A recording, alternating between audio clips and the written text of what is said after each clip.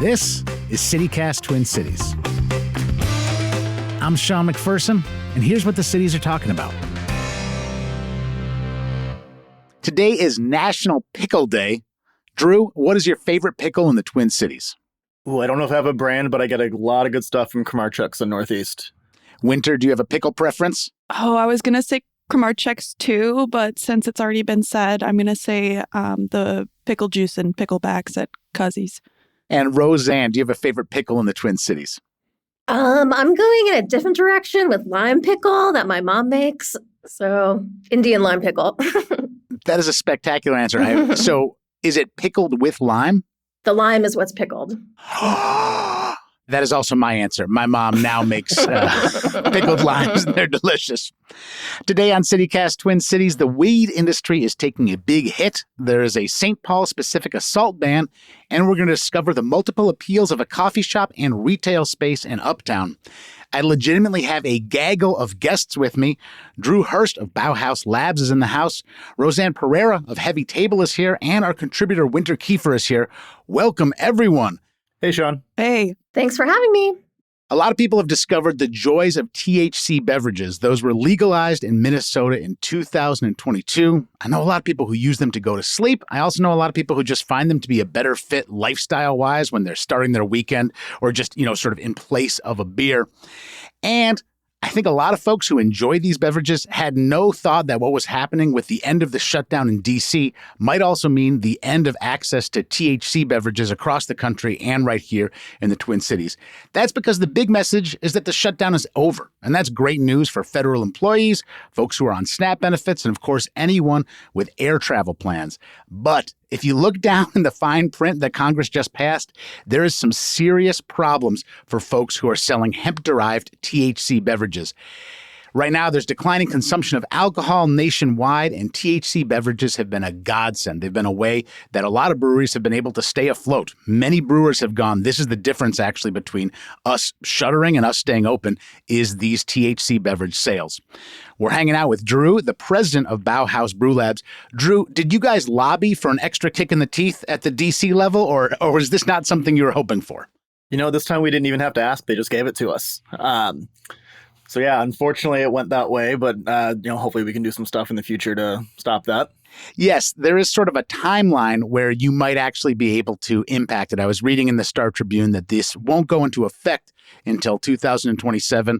One of the folks said that a lot can happen in a year. That would be Christopher Lackner, the president and CEO of the National Hemp Beverage Alliance. Christopher, also, nothing can happen in a year in D.C., so it is very worrisome in that way. And I want to just go over the details of these THC products that are legal and regulated in Minnesota. Edibles can have up to 5 milligrams. Beverages can have up to 10 milligrams. And as mentioned, this has been really helpful, especially for a lot of breweries who have been selling these beverages. Drew, how much does this factor into sales for Bauhaus and for your fellow breweries? Yeah, it's been massive. A couple quick numbers on that. 26% of our distributed revenue at this point is hemp-derived THC product. 11% of our taproom revenue is hemp-derived THC product. So it's significant. And, when you referenced breweries calling this a lifeline, I don't think that can be overstated. I think especially coming out of what, COVID did to the service industry, everything else we've all been through over the past 5 years. This was a thing that really, really saved us. Bob Galligan with the Minnesota Brewers Guild, recently put out a statement. It's about 70% of Minnesota breweries who are in the hemp game right now. So it's one of those things I want to remain hopeful. There's a lot that can be done in the next 365 days, but it can't be overstated how bad this will be in a year if this doesn't change. You'll see a lot of your favorite breweries shutter, being in Northeast Minneapolis, which has kind of become brewery central in the state. The economic and social impact of these places not being able to do this is going to be massive from both a financial level, a jobs level, a social level, just the amount of community impact and programming that we have in the cities. All that likely goes away pretty quickly if this doesn't reverse at some point in the next year. Wait, this is interesting because we just had, marijuana pass and legalize in Minnesota as a whole. So can you explain a little why you don't just sell flower marijuana now that it's legal in the state? Yeah, so For us, the thing that allows hemp-derived beverages to be illegal is actually the Farm Bill. So it's hemp-derived THC is legislated differently than cannabis-derived THC. So that kind of puts us in a spot with that where if we were to try to do flower, for example, from a licensing standpoint, from a financial standpoint, there's a lot of roadblocks there. We wouldn't be able to get certain credit. We wouldn't be able to have tax write-offs. We'd have to go largely to cash business, et cetera, et cetera. And to be frank, I mean, I don't know that with all those roadblocks, unless it becomes federally legal, that cannabis flower would be the option for us at all. Hemp-derived beverages and edibles have really been the lifeline in the sense that it has been carved out in the Farm Bill. In a year, effectively, if this goes through, selling hemp will be no different than trying to sell cannabis flower, which has so many roadblocks it wouldn't be viable for us. We also got to talk about the experience in the sense that, Bauhaus is not about to turn into a dispensary, and these breweries are not about to turn into a dispensary. But it's also like, if I go in to buy a bag of weed, I would be like, why is there so much seating here? I can't smoke it here. I can't roll it here. Like I imagine that this is obvious, but it's one of those things of these places are designed as spots for social gathering. And for pretty good reason, we don't let people smoke anything in social gatherings, because what if you don't want to be around it? If I'm smoking a joint next to you, that's not going to be good for your clothes. That might not be good for your head if you don't want that experience. If I'm drinking a can of weed stuff next to you, it's a non-issue as far as at least the actual environmental impact. Now, I want to be on the side of Mitch McConnell for a moment. I was born to be on the side of Mitch McConnell. I kid, but I just want to say that this ban doesn't come out of thin air. Mitch McConnell didn't go, I just want to ruin things for this industry. He has raised legitimate concerns that kids have gotten into edibles that look like candy and are packaged like candy, and they've gotten like hospital level sick. We are not talking about, a minor illness. We're talking about something that's really scary, especially when it's happening to a kid. Drew, is there any light at the end of the tunnel where these guardrails are actually positive for your industry? Yeah, I think it's gotten dialogue going about hemp-derived THC in a public space that it has not been in prior to this moment. So I do see a great opportunity there. I also want to clarify, too, I think, to the point that, to whatever extent we want to put ourselves in McConnell's shoes, and I'm going to limit myself on that one, no one disagrees with the idea that we shouldn't be marketing things that look like candy or that look like they would appeal to children, right? The phrase that keeps getting thrown around by him and some of his supporters is like the gas station weed sort of thing, right? And you see the pictures of like something that looks like a bag of Skittles, then you look a little bit closer and you realize that it's a THC product. It has no certificate of analysis. There's no way to glean where it was made, who made it, anything like that. To be very clear, we don't want any of that in the market too, or either. Unfortunately, what we've done is what's been happening is like that's been identified as the target, and in doing so, we've attacked an entire industry that has been pretty well regulated at the state level, very well regulated at the state level. I think it's 40 states now that have regulatory framework for hemp-derived THC. All of our products are tested. All of our products are verified. We have a pretty rigorous QC program in-house. I know any other brewery locally who's engaged in this is doing the same thing. So if anything, we agree we want it to be regulated at a federal level, because if anything, that just makes it easier for us to do what we do. We're not asking for, the gates to come up completely and for it to be a free-for-all. But I think framework that looks similar to what Minnesota and other states that have done this successfully would be really, really beneficial. And I think, again, to your point, and coming back to the original question, it's the fact that this is becoming dialogue in the way it is now and hasn't been previously. I see that as a silver lining, because if we can get people actually talking about this in a way that is open and transparent and with full understanding of what we're actually talking about, I do think there's a lot of hope moving forward for keeping this available to people. And can I add here too, back when hemp-derived regulations were passed in the legislature in 2022, I was at Twin Cities Business and I wrote quite a lot about it. And I remember, to add to your point, that it was sort of a response to these products already existing. So they had Delta 8 THC products that people were already buying quite a lot from gas stations, head shops, that were unregulated because of the 2018 Farm Bill. So it's not really a new thing to have the regulation. It's just kind of been evolving as things have progressed, including even within the new Office of Cannabis Management, putting this hemp-derived product under the same umbrella for regulation within the state. Does that sound correct to you, Drew? Yeah, absolutely. And I think what we saw with that was we saw the industry thrive once we were able to step in and get like proper regulation and guidelines in place. I think if we can do that at a state level and like, obviously I'm biased. I'm in Minnesota and I love Minnesota. I think if we can recreate what we've done here on a national level, I think that bodes really, really well. I mean, you're looking at tens of billions of dollars in revenue every year, hundreds of thousands of employees who are going to be affected pretty directly if this goes away. To me, this doesn't seem like the time to be like eliminating jobs and economic activity and things like that. So, I mean, no matter what angle you look at this from, it feels like a really obvious thing to find a path forward for. Right. Well, and it's just fascinating to see the market actually, sort of manifest because of regulation.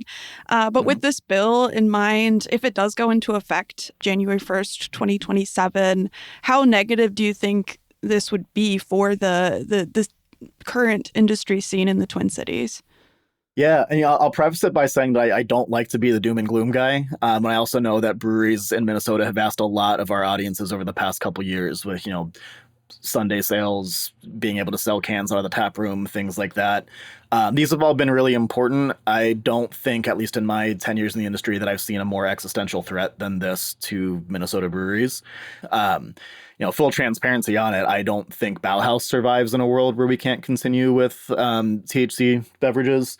I don't want to speak for any other breweries directly by name, but in talks with colleagues and whatnot, I know that's the reality for a lot of breweries, especially in the Twin Cities. I mean, I think, Sean, you referenced this earlier, alcohol consumption has been on the decline. As someone who works in the industry, I see that as like maybe a scary thing. On a personal level, I don't drink that much, so I also understand why people are moving away from that. Drew, we always ask our guests if they have a whale/alien in their workspace. And so far, just goose eggs. Nobody has one. I'm hoping you're the person who can break this. Do you have a whale/alien in your workspace? Yeah, Sean, I'm actually really glad you asked that. So we do, in fact, have a giant, we've condensed it to Whalian, hanging from our ceiling in the tap room right now. It's really, really awesome. I want to describe it, but I also think you should just come to our tap room and see it because words are not going to do it justice. But yeah, the short version is we have a 50-foot sculpture of a alien whale skeleton hanging from our ceiling right now, along with a bunch of other assorted sea creatures. There's a puzzle associated with it, so this would be a great time to come into the tap room, maybe try a THC beverage, solve a whale puzzle, do the whole thing. That's going to be live in our tap room until Sunday the 23rd. It's been a group of Northeast artists who put this together as their first time doing this. Huge shout out to them. They are insanely talented and crafty people, and we feel very fortunate that they chose our venue to showcase their work in. I've been so high that I've seen a whale, but it hasn't been real, so I'm excited to actually enjoy one in real life. Drew Hurst, president of Bauhaus Brew Labs, thank you for joining us here on CityCast. Thanks, folks. Appreciate you. We want to hear from you. What are your favorite THC beverages, and what do you think about these potential changes and how they will be regulated in Minnesota and the U.S.? Send us a text, leave us a voicemail on the CityCast Twin Cities hotline, 612-217-0637. You might hear your question or comment on an episode.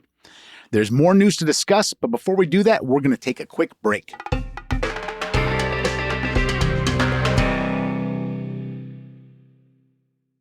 Now, the St. Paul City Council passed a ban on assault-style weapons on Wednesday, but they don't really have the right to pass this ban, or more effectively, they don't have any enforcement power. So it's a bit of a head-scratcher. On the other hand, they're doing something about a problem in our country that a lot of folks are doing diddly squat about.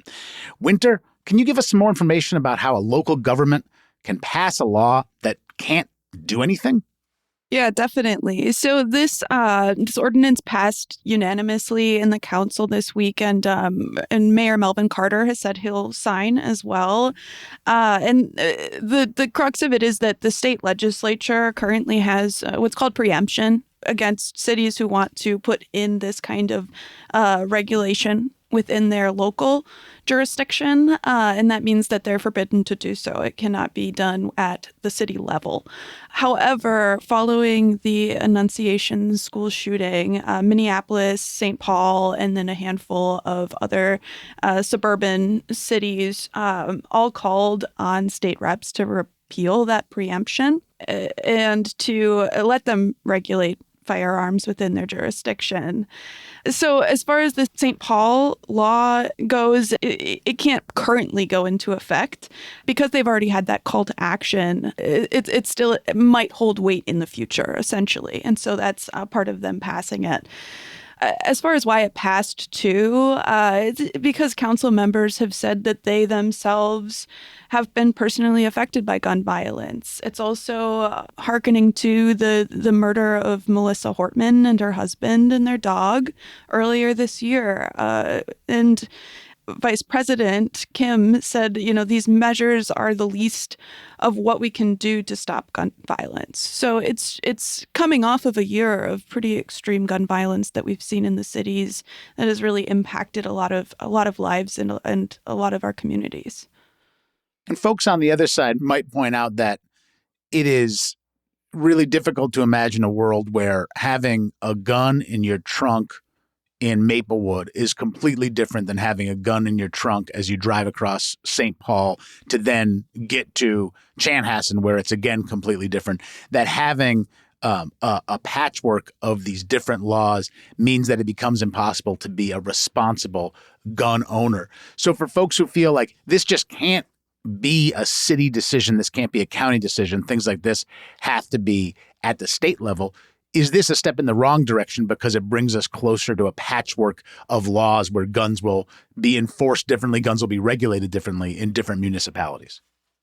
Sure. And that is where often this kind of local legislation becomes confusing. One of my big examples of a case of preemption was around actually the Uber and Lyft rideshare ordinance in Minneapolis. Ultimately, when the legislature passed legislation over minimum wage for that, they also opted for preemption. So cities can't make different minimums depending on where you are. And that's exactly the same argument, right? It's that, well, what do you do when you cross these lines and these borders and so on? So it's a good question. And that does definitely make things confusing. However, I think that there are ways that you can work in an ordinance to make it work in various ways. So limiting where people are allowed to open carry or carry, that I think is a reasonable way that a city can absolutely work on their own gun control. And Winter, I would love to critique St. Paul and go, oh, y'all are just passing laws that aren't even enforceable. Why don't you do something that matters? But we can't really accuse St. Paul and Ramsey County of sitting on their hands when it comes to making an impact on gun violence, because they've had this new non-fatal shootings investigation unit. And that's really bore a lot of fruit in terms of how many murders and gun deaths are happening in St. Paul, especially relative to Minneapolis. Yeah, absolutely. Not only relative to Minneapolis, I would add too, it's relative to most major cities. So, and even the investigation completion rate in St. Paul is so much higher than the average major metropolitan area. And yeah, so they've attributed that to their non-fatal shooting investigation unit. And the city is on track for a 70% drop in homicides by the end of 2025. We want to hear from you. What do you think about this unenforceable law being passed? And also, what do you think about the results that St. Paul has been talking about for the last couple of years? Send us a text or drop us a voicemail, 612-217-0637. Your comment might show up in a later episode. There's more news to discuss. Before we do that, we'll take a quick break.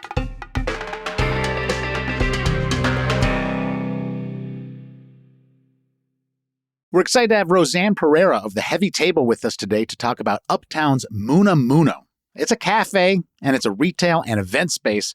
And Roseanne, your writing really talked about how this shop is unique and really special. So what makes it so special? Yeah, well, I thought they were doing something new, which I hadn't seen in the Twin Cities before, really bringing front and center Asian trends, like actually in Japan and Korea, Asian trends and products made by Asians and Asian Americans, but combined with this aesthetic, which was, it's such a beautiful, sunlit, spacious place. And I don't know if you could indulge me, I really wanted to mention kind of how I came to pitch this story, which was Please. That I was at Majors and Quinn a few doors down, and it's the independent bookstore, and I traded in some books. And then, I basically kind of wandered into Moona Moono. And I had this experience where I walked in and I thought, like, what is this place? And then I was filled with relief, like from head to toe. Like I had this visceral experience. And so I've been trying to unpack it ever since then. And part of it, as I said, I think is how Angie Lee designed the space. It has kind of a calming vibe, open floor plan, and a ton of sunlight. But also, I was an election judge at the municipal elections that were recently held. And when I came back, I saw that Zohran Mamdani had one in New York. And I listened to his speech, and he said something about being young, being Muslim, being a democratic socialist, and not being apologetic for any of it. And I kind of think that's like a clue to what my experience at Moona Moono was, which was that when you're in a space that's so spotlighting and celebrating culture and not sidelining it, you don't need all our welcome sign because the vibe is there. So I think that, like, I don't know, I just had to share that because energetically, I really remember like, whoa, I'm just like relieved to be here. I also have lived in a bunch of different cities. I've been in Minneapolis, but I've also lived in other places like San Francisco and New York. And I think Angie Lee has also had that experience. And I think what she's doing is taking some of what's great about living in New York City and letting it blossom here in Minneapolis in her shop. Roseanne, you used a word that I completely connected with, but I don't always hear in sort of like a food article. You said relief. You got in, you said, what am I in? And then suddenly you said like, oh. And I want to just try to tease a little bit more out of the relief thing, because I think I get what you're saying, which is this place is not banging you over the head going, you're welcome. Like everybody's welcome here. It's all good. Come on in. It's more going, this is going to be spectacular and you are welcome here, but just tell me about this relief so I can really understand it, because I feel like I get it. Well, I mean, I think honestly, maybe it has, this is audio, so people don't know, but, I'm not a white person. And, my parents are immigrants from another country. And I think it has something to do with basically it's celebrating and centering things that are being celebrated online and in these other countries. But it was really interesting for me because I have never been to Japan. I've never been to Korea. I'm not, I don't have links to those countries. And yet I walked into this space and I was like, like, here's someplace I could sit down. Even the flavors that they have there, they're not that familiar to me. I'm not a big, matcha person. I think most people who go there that have heard of it, that they are led by the matcha, like the matcha people have found them. As a non-matcha person, what did you actually order there? The highlight was a sweet potato chai latte as opposed to pumpkin spice latte. And it was so smooth, so well-balanced. The owner does a lot of collaborations. So one of them was a kimchi parmesan croissant from collaborating with Mark Hugh. And then they also do a bunch of others. They do a matcha brown butter donut with Bogart donuts.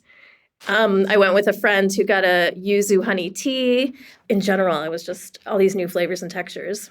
Winter, the closest I've gone to going to this spot is being in a meeting with our producer, Tiffany, while she is in this spot. So sort of surreptitiously enjoying the view, but certainly none of these tastes. Have you made it to Moona Moono? I haven't, Sean, but wow, I am so sold. I am a matcha person. And I love kimchi. So that croissant, oh my gosh, everything you're saying is music to my ears. I've got to go immediately. Roseanne, while we're hanging out with you, you are celebrated as a writer for Heavy Table. And we just heard about Travail's Collective Socialite membership, which is like an annual membership that provides a lot of different perks when you visit different Travail locations. And of course, we've all grown accustomed to signing up for memberships for stuff that we would have gone, are you kidding? I'm not becoming a member of this strange club in 2011, but times have changed. Have you heard of a membership program like this for restaurants? And do you think this is a trend that will catch on? I do think it's a trend across the country. For me personally, this is kind of not why I got into food, this sort of stratifying of society. Like I'm all about food as bringing people together and, kind of some of what I was saying with Moona Moono, just celebrating different cultures. Yeah, I just feel like this is a moment when politically it's been mentioned that we're kind of heading or already in this Gilded Age dynamic of the haves and have-nots. I was also remembering the French Laundry, super famous fine dining restaurant in the Napa Valley. And a New York Times reviewer ended one of her pieces by saying, today, dinner at the French Laundry isn't so much dinner anymore as it is a status symbol, like macaroni and cheese served in a giant golden egg. And so, for me, I'm not on the business end. I'm not trying to make ends meet in the fine dining world. I'm just like a person who likes to eat and likes to investigate food. But if you think about, how many people are hungry right now, everything that's happened with the SNAP benefits, it's just kind of a crazy world where you can have like these extreme membership plans with the, bubbling champagne while there are people in these lines at food banks. It's just nuts that we carry all of that.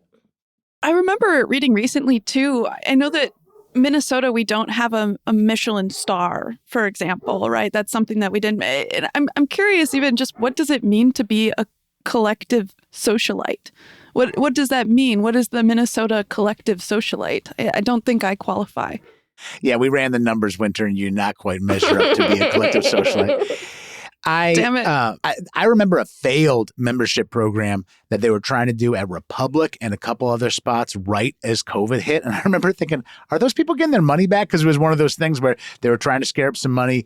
Hey, pay this down and you'll be able to get this per month. And sometimes I think, Roseanne and Winter, it is truly like, hey, if you're going to end up spending this money, can we get it in advance and give you a couple thank yous, as it goes? And the Republic one backfired, and Republic is a shadow of its former self at this point as far as in the world of food. I have a lot of brand loyalty to Travail. I'm not a big membership person. I avoid most membership opportunities. And Roseanne, I think you're right. The optics of being grab a complimentary bottle of bubbles or a glass of bubbles at this exact time. People are going to keep on drinking champagne. People are going to keep on having $150 dinners. But as it hits right at this moment, I think it does hit a little off when so many people in this country are struggling so deeply. I know it's going to work for some people, but I agree that the optics smack a little rough at this very moment. Roseanne, this is your first time hanging out with us on CityCast Twin Cities. I hope you'll come back, and thank you so much for writing about food and for sharing it so generously. Our contributor, Winter Keefer, it's been so much fun chatting with you today. Thank you for bringing us all that information, and you'll be back with us on Monday. We're actually be looking at a set of documentaries that are exploring the state of affairs in Minneapolis from very different point of views, and I'm looking forward to hearing your insight on all those films.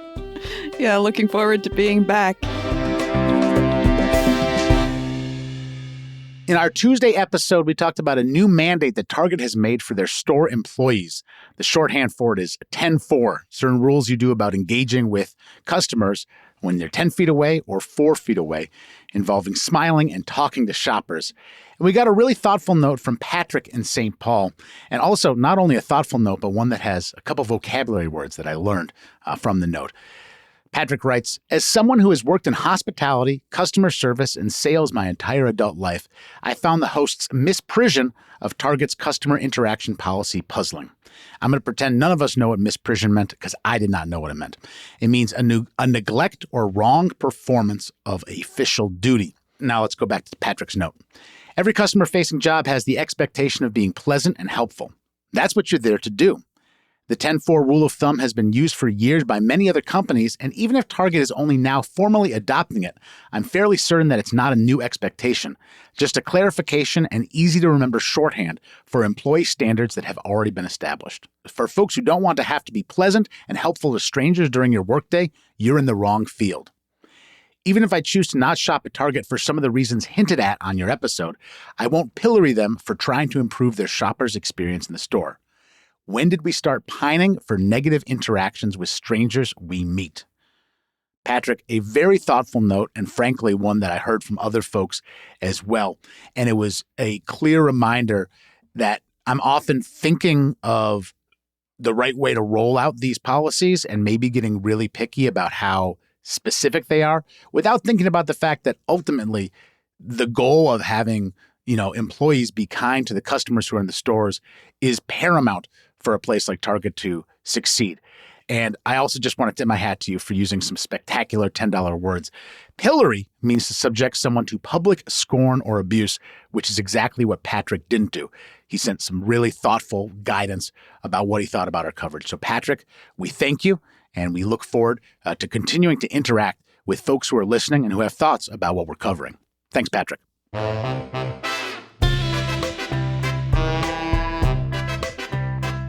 That's all for today here on CityCast Twin Cities. I'm your host, Sean McPherson. Thank you to Drew Hurst of Bauhaus Labs, Roseanne Pereira of Heavy Table, and our contributor, Winter Keefer, for joining us. Our executive producer is Anna Weigel. Our creative producers are Adam Sage and Tiffany Bowie. Our invaluable audience engagement manager is James Napoli. Post-production this week was done by Natalie Rivera, and our host is me, Sean McPherson. Our theme music is by Carl Christensen, and our mailbag music is by Adam Sage. You can get more news delivered right to your inbox by subscribing to the CityCast Twin Cities newsletter. If you enjoyed today's show, why not share this podcast with a fancy person who has a restaurant membership? We'll see you back here on Monday for more news from around the city.